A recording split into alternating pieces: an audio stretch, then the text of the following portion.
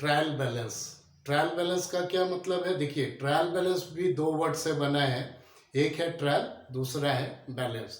तो ट्रायल का dictionary meaning होता है टू चेक, चेक करना। और बैलेंस का क्या मतलब होता है कि बैलेंस रेसिडुअल, किस चीज का रेसिडुअल? लेजर का। ठीक है। और ट्रायल बैलेंस बनाया जाता है कब? ईयर एंडिंग में। ऐसा नहीं है कि आपको वो सिर्फ ईयर एंडिंग में ही बनाया जाता है, वो आप कभी भी बना सकते हैं। तो ट्रायल बैलेंस बनाने का जो मोटिव होता है टू चेक द आपका अरिथमेटिकल एक्यूरेसी। अब सपोज एक एग्जांपल लेते हैं, कोई सा भी एक लेजर ले लेते हैं। ठीक है। तो उसमें कुछ आइटम डेबिट्स होते हैं, कुछ क्रेडिट्स होते हैं, तो इनका प्लस माइनस किया जाता है। बट एंड में क्या देखते हैं कि अगर वो डेबिट है, किसी लेजर अकाउंट का क्रेडिट बैलेंस निकलेगा, किसी का डेबिट निकलेगा। जैसे कि हमने ऑलरेडी प्रीवियसली डिस्कस कर चुके हैं कि जैसे ऑल एसेट आपका एक्सपेंसेस एंड लॉसेस, इनका डेबिट निकलता है। All income, liabilities and gains का क्या निकलता है? क्रेडिट बैलेंस निकलता है। तो एक्चुअल अरिथमेटिक एक्यूरेसी चेक करने का मतलब है कि total of debit should be equal to total of credit. और क्या बोला जाता है कि ट्रायल बैलेंस बनाने के 3 मेथड्स हैं। तो इसके लिए हम लोगों को पीपीटी सेगमेंट में जाना पड़ेगा। तो let's move to the PPT segment. Welcome to the PPT segment section.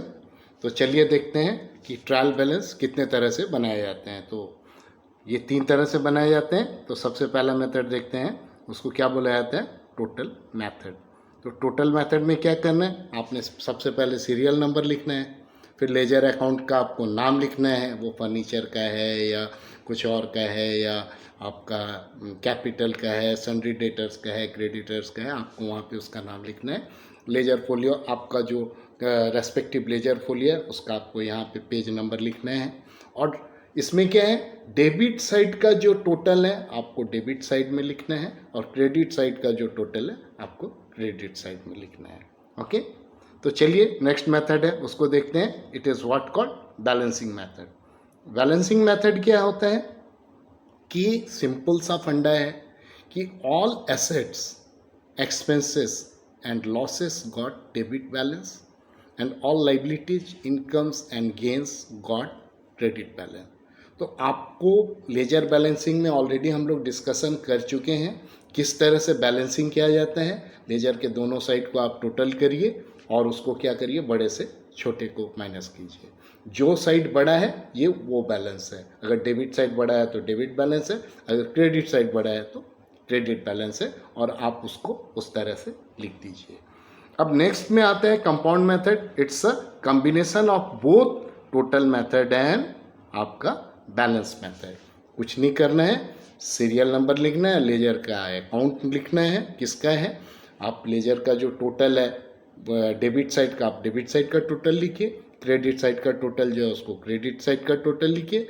या फिर वो डेबिट बैलेंस निकलेगा या फिर वो आपका क्रेडिट बैलेंस निकलेगा, लेकिन फॉर्मूला वही है कि all asset, expenses and losses got debit balance, all income, liabilities and gains it got credit balance।